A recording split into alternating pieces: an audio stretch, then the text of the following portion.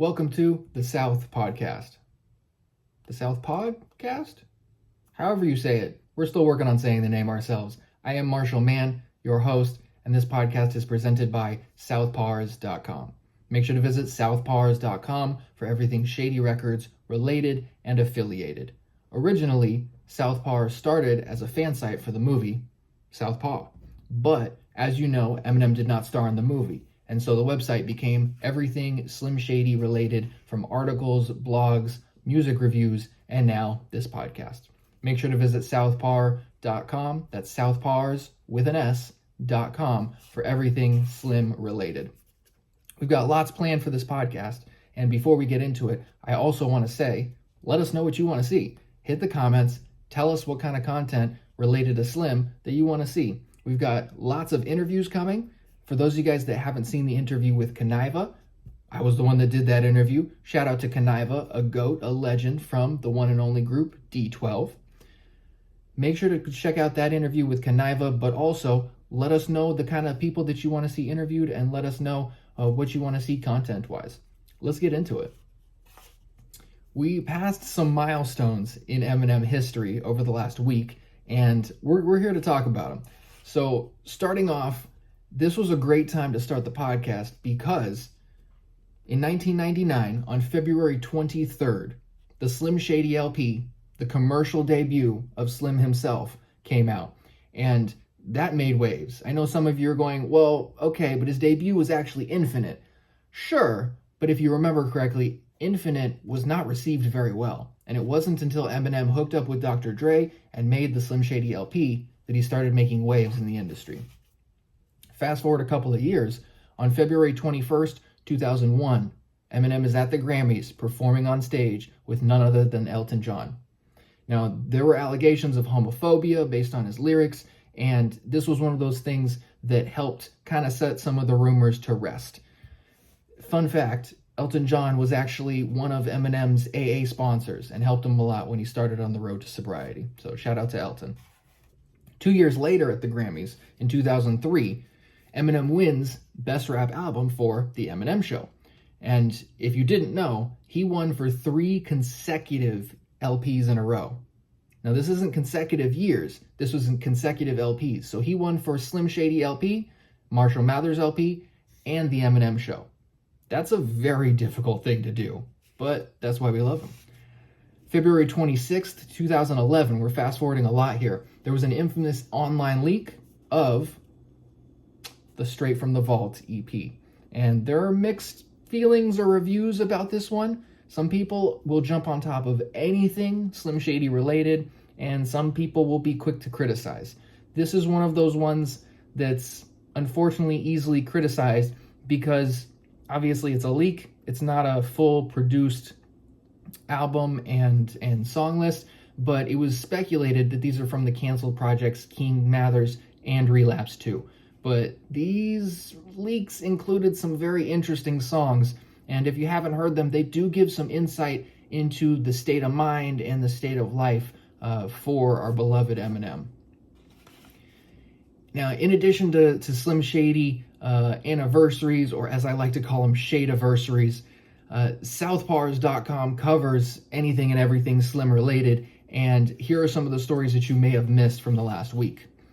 Blue Da Vinci says that he tried to sign Eminem before Dr. Dre. So when he was 16 years old, he actually took a cassette of Eminem's over to Andrew Shack, but nothing came about. I think being a teenager, Blue speculated that he wasn't really taken seriously, because 3 months later, literally just 90 days, he was signed by Dr. Dre. In the song Alfred's Theme, Eminem raps, "I'm so far past the bar, I should practice law." Well, somebody called that bluff and actually requested Eminem to be their defense attorney. I don't know if that guy's doing too well now. 50 Cent recently did an interview with MSNBC where he said that Eminem should be #1 on the Billboard Vibe Top 50 Greatest Rappers of All Time. Now, hit the comments and tell me what you think about that one. Everybody's got opinions when it comes to top 5, top 10, top 50 lists, but Eminem, I don't know. He gets a lot of controversy for this. So let me know where you would put him, and more importantly, let me know your top 5, because you can tell a lot about somebody's listening habits and who they really think is GOAT status by their top 5. Now, this is a super fun one. There are 7 movies that Eminem almost starred in. Now, some of these are a little weird. I'm not even gonna lie. So number 1, Elysium. Remember that movie with Matt Damon?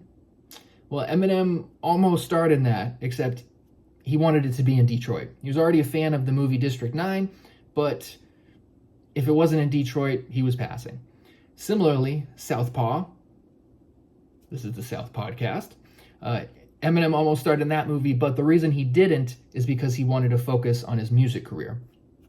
The Fighter, coming in at number 3, he again wanted to focus on his music career, but we see what happened with that one. This is a fun one, though. Number 4 is Training Day. Eminem was offered a spot in Training Day, but he actually turned it down because he was developing 8 Mile. And I think we're very happy about that one. Another one that was turned down because of the 8 Mile development was The Fast and the Furious. Now, can you imagine Eminem in Training Day or The Fast and the Furious? I'm having a hard time seeing it, but that's just me. Now, one that is a little bit more rumor and speculation than anything else. Back in the day, Batman vs. Superman. This movie was in production for so long. Originally, they started when Christian Bale was Batman. And then 12 years later, Warner Brothers changed it up and went with Ben Affleck. But somewhere in there, Eminem was rumored to have a spot as one of the leading roles. And lastly, number 7, Rival Gangs. Wrong rival. Okay. Rival Gangs was a movie that Eminem was actually offered by 50 Cent. 50 Cent had a script, and he actually approached Eminem about it, offering $8 million. But Eminem turned it down because, I can't make this up, he wanted something a little bit more like the movie The Warriors. 50 Cent knew his pal well enough to go, you'll get $8 million. You don't have to leave Detroit. You can literally go home after shooting. But after reading the script, M goes, it's cool, but let's make The Warriors. I think it would have been pretty dope for them to make The Warriors with Eminem, but obviously there's some concerns with the movie studios getting behind that. Moving on from there, Who Kid recalls Eminem shooting up hotel rooms in Japan. Another one I have a hard time believing. Back in the day on tour, Who Kid was talking about how the doors had to remain open in these Japanese hotels because the Yakuza were outside. So Eminem allegedly bumped in there, pushed the door open, had a mask on, so technically couldn't have been him, but Who Kid was pretty sure it was Eminem shooting the hotel room up, and there were girls in there who were freaking out, but Who Kid was telling them he's not trying to kill us. And the next day at soundcheck, Eminem's just chilling.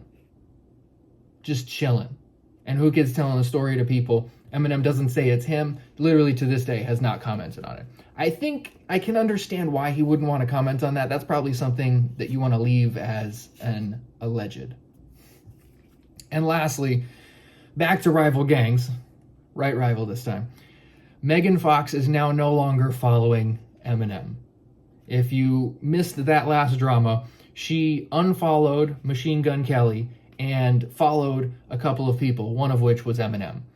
Since then, a lot of people speculated on MGK and Megan breaking up, and at the end of the day, we still really know nothing. So I guess joke's on us, but sorry to crush your dreams if you were really hoping that the Eminem-Megan Fox connection was really going to happen, but that does it for the first episode of the Southpawdcast. Tell us what you think in the comments. Like, comment, subscribe, share with your fellow stans, but most importantly, visit southpawers.com for everything Shady Records related and affiliated. Shout out to Robles and NVR Beats. Shout out to Lord Sco, Stream Museum on all platforms. Peace and love, everybody. This is Marshall Mann, out.